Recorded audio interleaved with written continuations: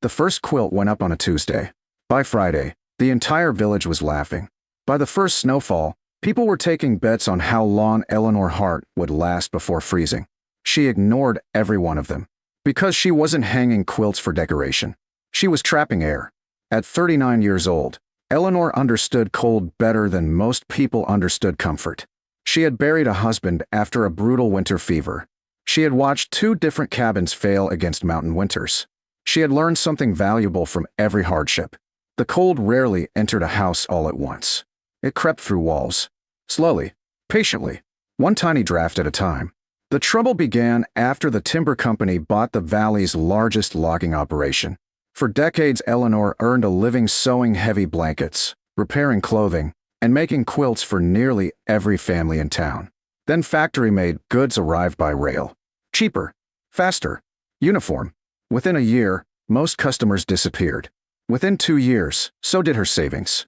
When the landlord finally sold her rented cottage, Eleanor found herself with almost nothing.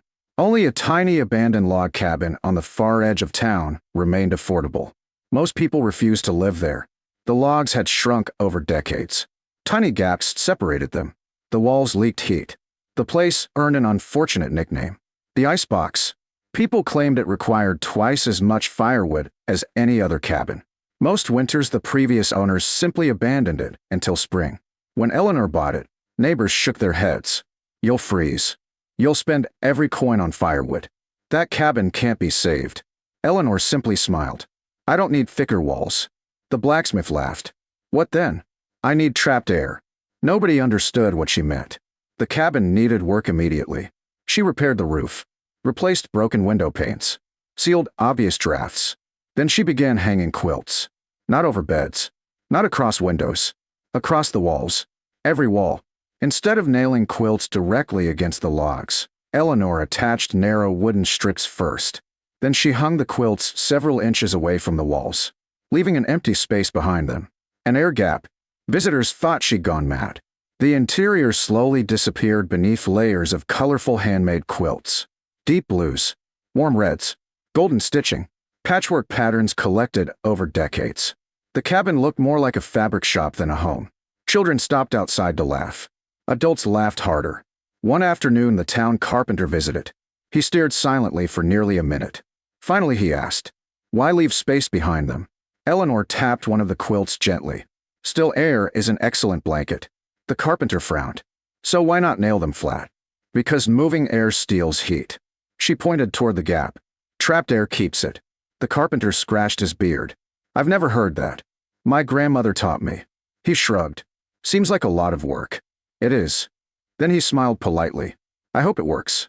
After he left, Eleanor continued hanging quilts. Every room received the same treatment. Bedroom, kitchen, living room, even the hallway. Each quilt floated a few inches away from the logs. The colorful walls transformed the gloomy cabin into something unexpectedly beautiful. Then autumn arrived. Cold mornings became colder.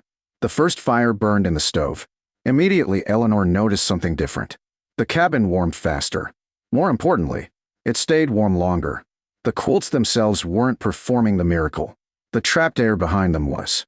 The logs remained warmer. Drafts weakened dramatically.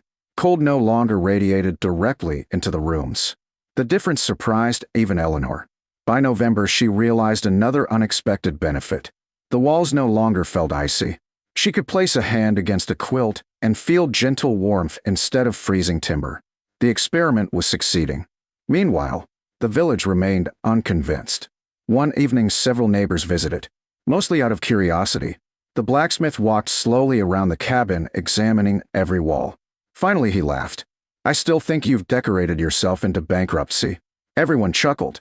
Eleanor simply handed him a cup of tea. He accepted, then paused.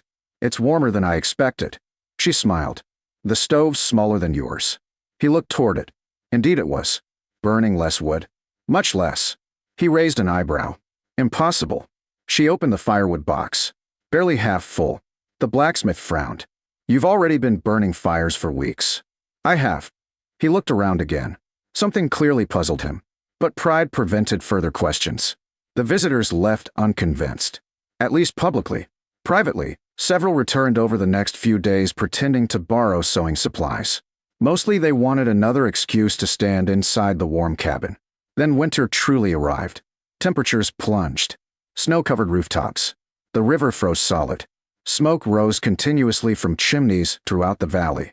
Families hauled endless loads of firewood. Eleanor noticed something unusual. Her woodpile hardly shrank. One small morning fire. Another in the evening. Usually enough. The colorful quilts quietly trapped warmth hour after hour. The air gap worked exactly as intended. Then came the measurements. Curious, Eleanor stacked every piece of firewood she burned beside the woodshed. She compared the pile with previous winters recorded in her notebook. The numbers surprised even her. Nearly half. She was burning almost half the wood. Word spread quickly. Some believed it. Many didn't. Until the merchant Thomas Weaver stopped by unexpectedly. Thomas supplied firewood across the valley. He knew exactly how much everyone purchased. Standing beside Eleanor's nearly untouched woodpile, he frowned. "You haven't ordered another load." "I haven't needed one." Thomas stared. "Everyone else has." Eleanor simply smiled. "Maybe everyone else's walls are cold." He didn't answer. Instead, he walked inside. His eyes drifted slowly across the colorful quilts covering every inch of the cabin. He reached out and pressed one gently, then noticed the space behind it. His expression changed. Not laughter. Curiosity. For the first time, someone besides Eleanor seemed to understand. That evening dark clouds gathered above the mountains. Old ranchers stopped smiling. Hunters hurried home. Birds vanished from the valley almost overnight. Even the wind sounded different. Late that night, a knock echoed against Eleanor's door. She opened it to find old Jacob Mercer, the valley's oldest trapper. Snow clung to his beard. His face looked unusually serious. He glanced once toward the warm cabin, then toward the mountains hidden beyond the darkness. Finally, he spoke quietly. "I've seen that sky before." Eleanor waited. Jacob looked back at the colorful quilt-covered walls, then nodded slowly. "You'd better keep every one of those quilts exactly where they are." Outside, the first snowflakes of the season began falling, and somewhere beyond the mountains, winter was gathering enough strength to test every home in the valley. Jacob Mercer's warning proved correct. The blizzard arrived 2 days later. Not gradually, not politely. It struck the valley with a violence nobody had imagined. By sunrise, snow covered every rooftop. By noon, the roads disappeared. By evening, the wind howled through every crack in every cabin, except Eleanor's. She sat quietly beside her small cast-iron stove, sewing another patch onto an old quilt while listening to the storm rage outside. Something remarkable happened. The stove barely needed feeding. Normally, cabins like hers demanded constant attention. Every hour meant another armload of firewood. This time, the warmth lingered. The quilts trapped a cushion of still air between the fabric and the log walls. Cold no longer seeped directly into the room. The walls stayed warmer. The air stayed calmer. The stove worked less. The cabin remained comfortable. Outside, winter grew stronger. On the second day, temperatures dropped even farther. The wind became relentless. Snow forced itself into every weakness it could find. Many cabins developed icy drafts. Families pushed blankets against windows. Others nailed boards over cracks. Everyone burned wood as fast as they could carry it. By the third morning, smoke rose heavily from nearly every chimney, except Eleanor's. Her chimney released only a thin ribbon of smoke. She simply didn't need a large fire. Late that afternoon, a desperate knock echoed against her door. She opened it to find the blacksmith standing outside. The same man who laughed when she hung the quilts. His beard was covered in ice. His gloves were soaked. Behind him stood his wife and 2 children. They were shivering. "Our firewood is almost gone." His voice barely rose above the wind. "Our walls won't stay warm." Eleanor stepped aside immediately. "Come in." The children entered first. Almost instantly, they stopped shivering. The youngest girl reached toward one of the colorful quilts. "It's warm." Her father looked around in disbelief. The stove wasn't roaring. The room wasn't overly hot. Yet the cabin felt comfortable everywhere. No icy corners. No freezing walls. Just gentle, even warmth. The blacksmith slowly placed his hand against one of the quilts, then carefully slipped it behind the fabric.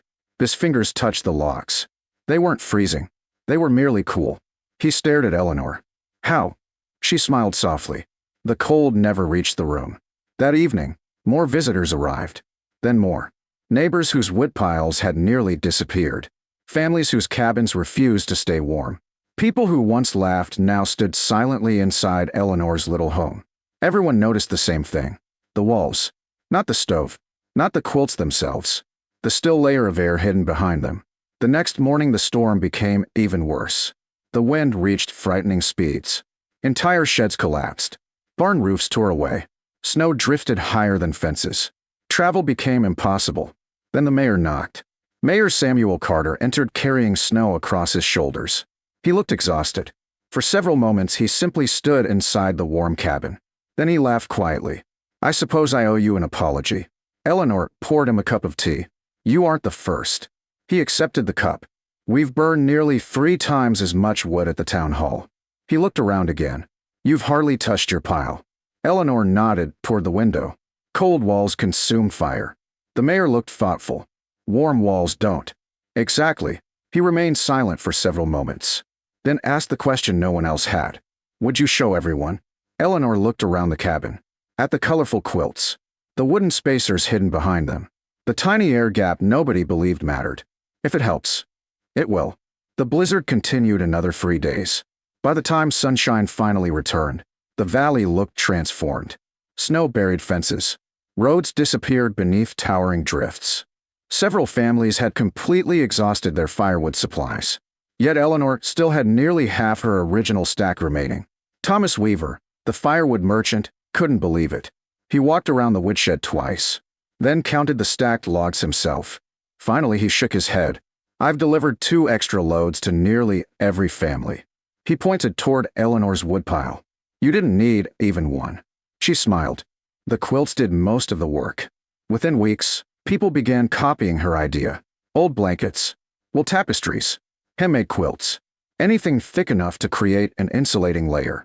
But Eleanor insisted on one detail. "Don't press them against the wall." Everyone asked why. She always answered the same way. "The air is doing the real work." Soon colorful quilt-lined cabins appeared across the valley, each one leaving a narrow space between fabric and logs. The following winter became another cold one. Not as severe, but long. This time something remarkable happened. Firewood consumption throughout the valley dropped dramatically.